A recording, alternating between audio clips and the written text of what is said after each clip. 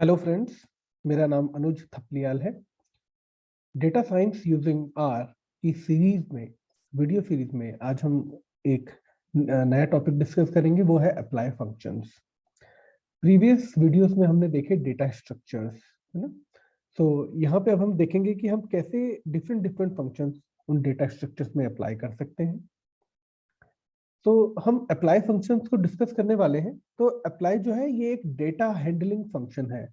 हम डेटा के साथ प्ले कर सकते हैं। We can play with the data according to our requirement. हमारी नीड के अकॉर्डिंग हम डेटा के साथ प्ले कर सकते हैं, अलग अलग डेटा स्ट्रक्चर के साथ में। ओके, सो अप्लाई फंक्शन हम अप्लाई करते हैं मैट्रिक्स में। ओके ओके, और जब हम मैट्रिक्स में इसे अप्लाई करेंगे तो ये हमें जो रिटर्न देगा वो वेक्टर, एरे और लिस्ट की फॉर्म में हो सकता है। ओके, तो अप्लाई फंक्शन हम सबसे पहले देखते हैं मैट्रिक्स में अप्लाई होगा। तो हम एक मैट्रिक्स बना लेते हैं। मैंने एक मैट्रिक्स बनाई, उस मैट्रिक्स का नाम रखा है एम। ओके, मैट्रिक्स बनाने के लिए जैसे हमें पता है मैट्रिक्स लिखते हैं। यहाँ पे मैंने फंक्शन के अंदर, मैट्रिक्स के अंदर मैंने लिखा है C1 to 8। मैंने अगर आपने ध्यान दिया होगा तो पहले हम यहाँ पे एक वेक्टर बनाते थे, वेक्टर x = 1 to 8, और उस x को हम यहाँ रखते थे। तो वो भी एक तरीका है, और इस तरीके से भी आप हाथों हाथ मैट्रिक्स में डेटा एलिमेंट दे सकते हैं। कॉमा, फिर मैंने दिया 4 कि इस मैट्रिक्स में मुझे 4 रोज चाहिए और 2 कॉलम्स चाहिए। Okay, so creating a matrix with 2 rows and 2 columns. तो मैं इस स्टेटमेंट को रन कर देता हूं। ये स्टेटमेंट रन हो चुकी है, एनवायरनमेंट में m आ चुका है। तो देखते हैं m हमारी मैट्रिक्स कैसी है। Okay, control plus enter. तो ऐसी हमारी मैट्रिक्स है। हमने बताया था 4 रोज होनी चाहिए, तो रो 4 है 1 2 3 एंड 4। ओके, और 2 कॉलम्स भी है, column number 1, column number 2। Okay, अब मैं अप्लाई फंक्शन अप्लाई करना चाहता हूँ, यूज करना चाहता हूँ। देखिए, अप्लाई फंक्शन में और भी बहुत सारे फंक्शंस आते हैं कि अप्लाई, उसके बाद अप्लाई के आगे हम एल लगा दें तो लैप्लाई, इसके आगे हम एस लगा दें सप्लाई। ऐसे ही बहुत सारे इसके फंक्शंस हैं, बट हम अपने स्कोप को लैप्लाई, अप्लाई और सप्लाई तक ही रखेंगे, क्योंकि मेजरली यही यूज होते हैं। और इससे ज्यादा पावरफुल फंक्शंस भी हमारे पास हैं, जो हम आगे आने वाली वीडियोस में देखेंगे। ओके, तो अभी हमें इतना समझना है कि ये अप्लाई फंक्शन हम मैट्रिक्स में अप्लाई करते हैं। ओके, तो अप्लाई मैं करना चाहता हूं किसमें, इस मैट्रिक्स में जिसका नाम m है। ओके, 1। यहाँ पे देखिए, ये 1 और यहाँ पे 2 भी दिया है। इस 1 और 2 का मतलब क्या है? ये 1 और 2 का मतलब है मार्जिन। मार्जिन मीन्स हम जो भी फंक्शन अप्लाई करना चाहते हैं, जो भी फंक्शन यूज करना चाहते हैं इस मैट्रिक्स के साथ में, तो वो रो वाइज हो या कॉलम वाइज हो। जैसे कि अगर मैं सम करना चाहता हूं तो वो रो वाइज सम हो या कॉलम वाइज सम हो। ये फंक्शन कुछ भी हो सकते हैं, ये आपका सम हो सकता है, मीन हो सकता है, एवरेज हो सकता है। ओके, तो ये सिंटेक्स है अप्लाई फंक्शन का कि पहले तो हमें मैट्रिक्स प्रोवाइड करनी, कौन सी मैट्रिक्स, उसमें अब मुझे जो भी मैं फंक्शन अप्लाई करूंगा उसमें ऑपरेशन रो वाइज हो या कॉलम वाइज हो। अगर मैंने 1 लिखा है तो रो वाइज होगा, और 2 लिखा है तो ये कॉलम वाइज होगा। इनको 1 और 2 को हम कहते हैं मार्जिन। ओके, और बाद में कॉमा के बाद हम कौन सा फंक्शन अप्लाई करने वाले हैं। तो देखते हैं, अप्लाई करते हैं। मैट्रिक्स एम में रो वाइज हम सम करना चाहते हैं। ओके, सो अगर मैं इस स्टेटमेंट को एग्जीक्यूट करूं, रन करूं, तो देखिए ये मेरे पास आउटपुट आया है रो वाइज। ठीक, तो इसमें देखिए 1 + 5, ये रो वाइज किया है। रो 1 का जो एडिशन हुआ है 5 + 1 6 मुझे आउटपुट मिला है। ऐसे ही रो 2 में 6 + 2 8 मुझे आउटपुट मिला है। ऐसे ही रो 3 में 7 + 3 10 मिला है, और रो 4 में 8 + 4 12 मिला है। तो ये जो ऑपरेशन हुआ है सम का, सम फंक्शन लगा है, ये रो वाइज हुआ है। बट इसी को मैं अगर कॉलम वाइज करना चाहूँ तो मैं यहाँ मार्जिन में 1 की जगह 2 लिखूंगा। और आइए फ्रेंड्स, इसको भी हम रन करते हैं तो देखते हैं। अब कॉलम वाइज हुआ है, तो column number 1, column number 2, 4 5 6 7 8 9 10। In the same way यहाँ देखिए 5 6 7 8, इसका एडिशन मुझे मिला है 26। तो ये ऑपरेशन कॉलम वाइज हुआ है। ओके, सो अच्छा, एक चीज मुझे आपको और बतानी है अप्लाई फंक्शन में के बारे में ही। लेट अस सपोज मैंने एक वेक्टर बनाया है x, और x में मैंने वैल्यूज डाल दी है 1 to 5। इसको रन करके देखते हैं। ओके, और अब मैं x को भी रन करूं तो मुझे पता लग गया कि x में 5 एलिमेंट्स हैं 1 से लेके 5 तक। अब अगर मैं अप्लाई फंक्शन करूं, अप्लाई x वेक्टर में, ध्यान रखिएगा x एक वेक्टर है, ओके, और यहाँ पे मैंने मार्जिन दिया है 1 और सम करें, तो अगर मैं इसको रन करता हूं so it will throw an error. Okay, देखिए एरर यहाँ पे मैंने लिख दी है, dimension x must have a positive length. अगर मैं इसमें कॉलम वाइज करूं तो कॉलम वाइज भी मुझे एरर मिल रही है। इट मींस जो अप्लाई फंक्शन है वो सिर्फ 2D डेटा यानी कि मैट्रिक्स पे ही अप्लाई होगा, वो 1D डेटा वेक्टर पे नहीं होगा। ओके, अगर मैं इसी x को मैट्रिक्स में कन्वर्ट कर दूं तो फिर इसमें मैं अप्लाई फंक्शन अप्लाई कर सकता हूँ, यूज कर सकता हूँ। कैसे, देखिए ये x is equal to C1 to 5 है, ये ऑलरेडी हमारे पास है, x हमें पता है। अब मैट्रिक्स m मैट्रिक्स, या इसका नाम अब हम कुछ और ले लेते हैं, n कर देते हैं। ओके, और यहाँ पे भी मैं इसको n कर देता हूँ, यहाँ पे भी हम इसको n कर देते हैं। तो इस मैट्रिक्स जो कि n बनेगी ये इस वेक्टर से बने 1 to 5। रन किया, n मैट्रिक्स बन चुकी है। देखते हैं n में क्या क्या है। n में बस एक ही हमारी कॉलम है 1 2 3 4 5, है ना, हमने रो बताई ही नहीं तो एक ही कॉलम में हो गया, हमने यहाँ पे डायमेंशन नहीं दी कितनी रो कितनी कॉलम्स। अच्छा, अब अगर मैं अप्लाई फंक्शन करूं तो ये कॉलम है, कॉलम वाइज इसको सम कर दे, तो देखिए अब उसने मुझे 5 4 3 2 1 सबका एडिशन 15 दे दिया।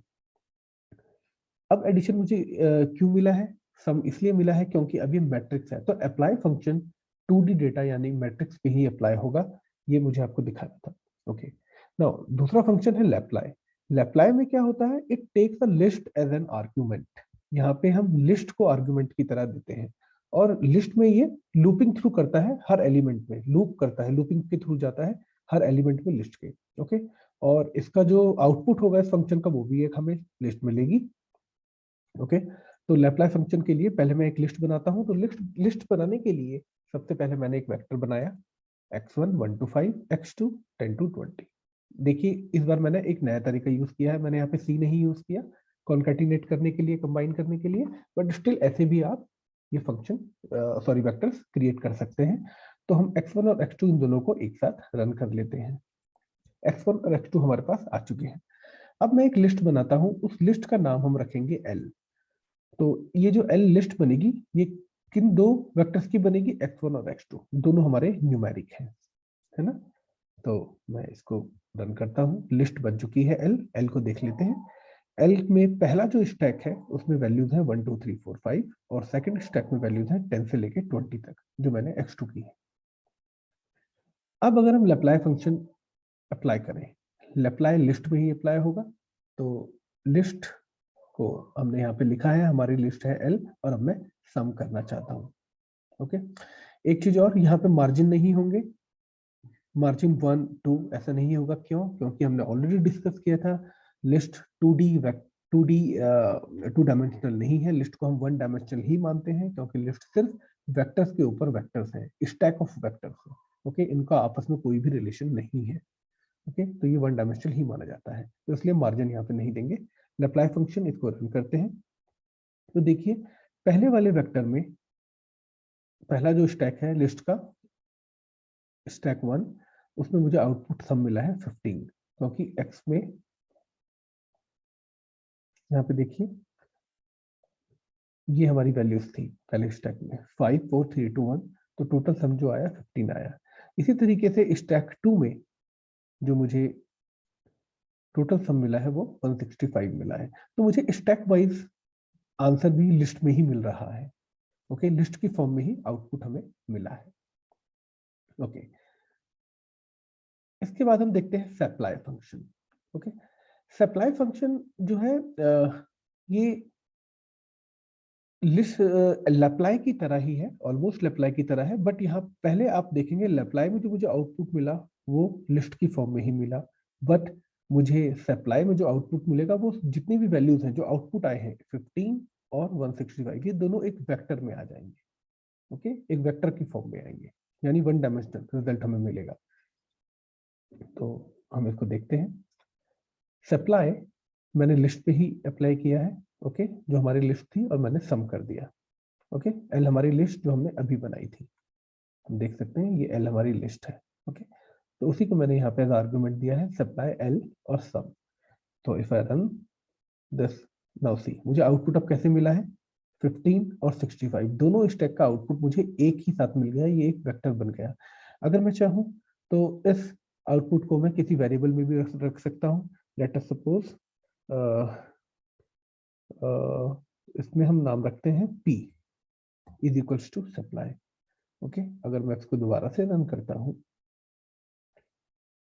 और अगर अब मैं P को रन करूँ, देखिए मुझे क्या मिलेगा।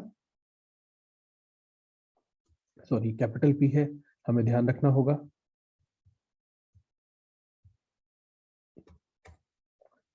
मैं इसको लाइन के बाद रन करूंगा P, और हम इसको रन करते हैं। ओके, तो P में मुझे वैल्यूज जो मिली है, सॉरी मुझे यहाँ पे अप्लाई करना था, मैंने यहाँ पे अप्लाई कर दिया। Just a minute. P is equals to sapply, और अब मैं P को कॉल करता हूँ। पहले हम इस स्टेटमेंट को भी रन कर लें, और P में देखिए एक P वेक्टर बन के आया है, 15 और 165 मुझे आउटपुट मिला है। ओके, ये केस था अगर मैं एक ही वेक्टर के साथ में रन कर रहा हूँ उसे। ओके, अच्छा,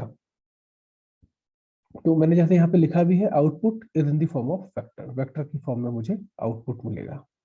ओके, अच्छा एक काम करते हैं, अब अभी हमने ये जो वेरिएबल्स बनाए थे x1 p लिस्ट, ये सब हमने बनाए थे, बट अब रियल डेटा में भी काम करते हैं। ओके, सो मेरी वर्किंग डायरेक्टरी में एक डेटा सेट है जिसका नाम मैंने रखा है एम्प्लॉय डेटा।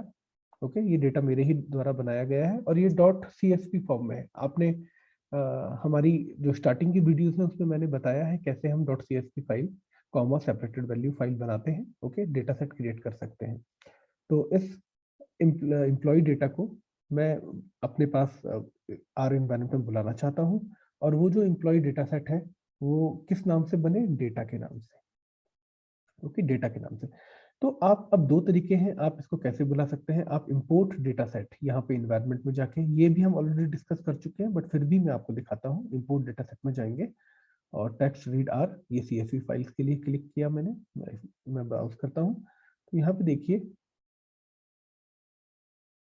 ये एम्प्लॉय डेटा, और ये क्या दिखा रहा है एम्प्लॉय डेटा, ये Microsoft Excel comma separated value CSV value है। ओके, अगर मैं इसको ओपन यहाँ से करता हूँ तो यहाँ पे भी आ जाएगा और यहाँ पे इसका नाम रहेगा एम्प्लॉय डेटा, और मुझे ये प्रीव्यू भी दिखा रहा है कि ये वेरिएबल्स हैं इसमें, ये फील्ड नेम्स हैं। ओके, और ये तो बाय डिफॉल्ट GUI जो हमारा आर स्टूडियो है, GUI के थ्रू भी हम इसमें काम कर सकते हैं। और बट कमांड, अगर हम कमांड के थ्रू काम करें तो ये कमांड हमें लिखनी होगी read.csv employed डॉट डेटा, जो आपके डेटा सेट का नाम है .csv डबल कोट्स में। ओके, तो ये आपके पास आ जाएगा। व्यू कमांड व्यू करने के लिए है, और इसके बाद आपको और कुछ नहीं करना, आपको सिर्फ इंपोर्ट करना है, तो आपका डेटा सेट आपके आर एनवायरनमेंट में आ जाएगा। बट ऑलरेडी मैं इसको इस कमांड के थ्रू करूंगा, तो मैं इसको कैंसिल कर देता हूँ। तो मैंने यहाँ पे लिखा है data is equals to read dot CSV employ data dot CSV, ये मेरी फाइल का नाम है जो कि मेरे वर्किंग डायरेक्टरी में ऑलरेडी है। ओके, तो ध्यान रखिएगा डबल कोट्स में से लिखना है, और फाइल का एक्सटेंशन मत भूलिएगा, ये मिस्टेक बार बार होती है। तो रीड डॉट CSV ये इस डेटा सेट को रीड करें और इसको एक नए डेटा सेट में डाल दें जिसका नाम है डेटा। तो मैं इसको रन करता हूँ।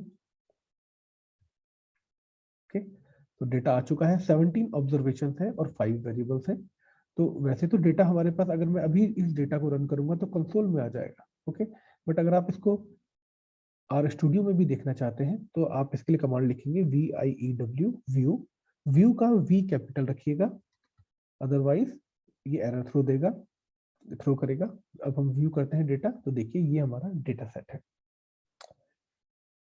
एम्प्लॉय का नेम है, जेंडर है, एज है, हाइट है और वेट है। तो ये एम्प्लॉय के नेम्स हैं, और बाकी ये उनका हमारा छोटा सा डेटा सेट है। 17 ऑब्जर्वेशन है और 5 फील्ड्स हैं या 5 वेरिएबल्स हैं, name, gender, age, height and weight. Okay, तो नाउ ये डेटा सेट मेरे पास डेटा के नाम पे आ चुका है। क्लास भी अगर हम देखना चाहें हमारे डेटा की, डेटा मीन्स जो हमारा डेटा फ्रेम है, देखिए इसने मुझे क्या दिखाया है, ये एक डेटा फ्रेम है जो कि एक डेटा स्ट्रक्चर है जो हम ऑलरेडी डिस्कस कर चुके हैं प्रीवियस वीडियोस में। ओके, अब मैं अप्लाई फंक्शन करता हूँ। अप्लाई फंक्शन में मैं जो मेरा डेटा है पूरा डेटा सेट, उसमें टू मीन्स ये मार्जिन है, मीन्स मैं कॉलम वाइज जो भी ऑपरेशन करना चाहता हूँ कॉलम वाइज, और ऑपरेशन इस बार में क्या करना चाहता हूँ, मैं समीशन करना चाहता हूँ, सम करना चाहता हूँ, ऐड करना चाहता हूँ। तो डेटा में जितने भी कॉलम्स हैं उन कॉलम्स का कॉलम वाइज जितने भी वेरिएबल्स हैं उनका कॉलम वाइज हमें समीशन मिले। अब मैं अगर इसे रन करूंगा तो ये मुझे एक एरर थ्रो करेगा, ये बाय डिफॉल्ट है, ये मैं आपको बताऊंगा क्यों। देखिए ये एरर आई है, error in function invalid type character of argument, क्योंकि मेरे इस डेटा सेट में स्टार्टिंग के जो दो वेरिएबल्स आपको दिख रहे हैं, नेम और जेंडर, ये दोनों कैरेक्टर टाइप हैं, ये न्यूमेरिक वैल्यूज नहीं है, हम इन पे मैथमेटिकल ऑपरेशन नहीं कर सकते। ओके, ये कैरेक्टर्स हैं, हम मैथमेटिकल ऑपरेशन इन वैल्यूज पे कर सकते हैं, बट मेल अखिलेश ये कैरेक्टर है, इनमें हम नहीं कर सकते। तो इसलिए अब हमें ये रियल वर्ल्ड की प्रॉब्लम है, ये रियल इश्यूज आते हैं जब हम डेटा के साथ प्ले करते हैं। तो अब हम यहाँ पे क्या करेंगे, हम एक नया डेटा फ्रेम बना सकते हैं जिसमें हम सिर्फ एज, हाइट और वेट लेंगे हमारे इस डेटा सेट से। ओके, तो वो हम कैसे करेंगे,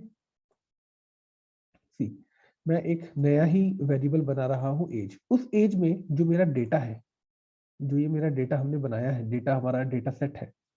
ओके, इस डेटा सेट में से जो एज है, इस डेटा सेट डेटा में से जो एज है, ये पूरी के पूरे जितने भी एज की हमारी वैल्यूज हैं, ये सारी की सारी एक नए एज में आ जाए। उस एज को मैं स्मॉल ए रखूंगा, AGE। ऐसे ही हाइट से रिलेटेड जितना भी ये डेटा है, वो हाइट से रिलेटेड डेटा मेरा एक हाइट नाम के वेरिएबल में आ जाए, जिसको मैं छोटा स्मॉल h रखूंगा। ऐसे ही वेट का भी स्मॉल w में सारा डेटा आ जाए। ओके, तो मैं चाहता हूं सी, मैंने ये एक वेरिएबल नया बना रहा हूँ एज। इस एज वेरिएबल में कौन सा डेटा आए, जो मेरा डेटा फ्रेम है जिसका नाम मैंने रखा है डेटा, उसमें से सिर्फ एज वाला। जैसे कि मैंने डॉलर आपको बताया था, अगर हम डॉलर लिखेंगे तो उस डेटा फ्रेम में जितने भी वेरिएबल्स हैं वो मुझे दिखेंगे। इस डेटा फ्रेम में जेंडर भी है, एज भी है, हाइट भी है, वेट भी है और नेम भी है। ओके, बट मैं यहाँ पे इस एज वाले डेटा में मैं एज रखना चाहता हूँ, इस पूरे डेटा सेट की सिर्फ एज ही एज यहाँ पे आ जाए। In the same way data, उसी डेटा में से मैं दोबारा से डॉलर का साइन अप्लाई करूंगा तो मुझे सारे वेरिएबल दिखेंगे। अब मैं यहाँ पे हाइट रखना चाहता हूँ, इसी तरीके से मैंने ये वेट भी लिया है। आप डॉलर करेंगे, सारे वेरिएबल्स आपको दिखेंगे। वेट, तो तीनों न्यूमेरिक वेरिएबल्स मैंने ले लिए हैं और ये इनकी वैल्यूज आ चुकी है एज, हाइट और वेट में। अब मैं एक नया डेटा सेट बनाने वाला हूँ सिर्फ इन्हीं तीन वेरिएबल्स के साथ में। तो अब इस नए डेटा सेट का मैं नाम रखूंगा डेटा अंडरस्कोर एम।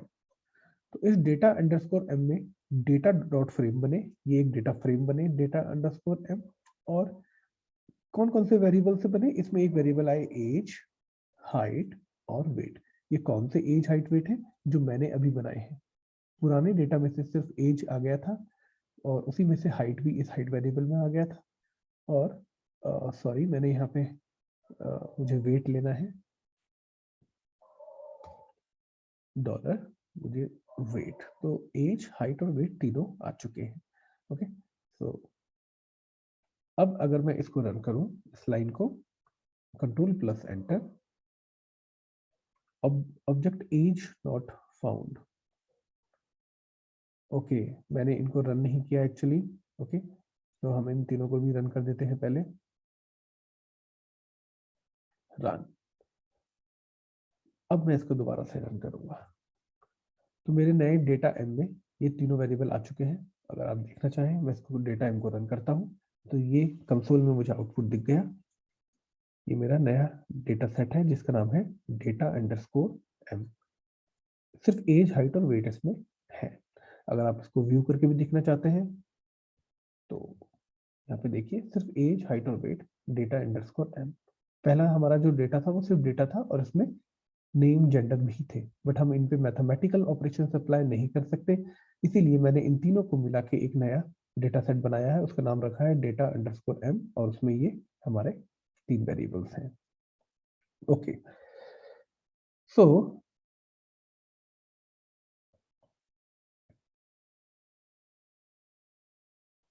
अब मैं अप्लाई फंक्शन अप्लाई करता हूं। अप्लाई डेटा अंडरस्कोर m, जो मेरा नया डेटा सेट है, उसमें मार्जिन क्या है 2, यानी कि कॉलम वाइज क्या करे, सम करे, एडिशन करे। रन करते हैं इस लाइन को, रन। देखिए एज टोटल जो आई है 586 है, हाइट का सम 2855 है, और वेट 1290 है। फ्रेंड्स अभी यूनिट्स पे मत जाइएगा, ये समझ लीजिए हाइट जो है वो सेंटीमीटर्स में है और वेट केजीज में है। ओके, सो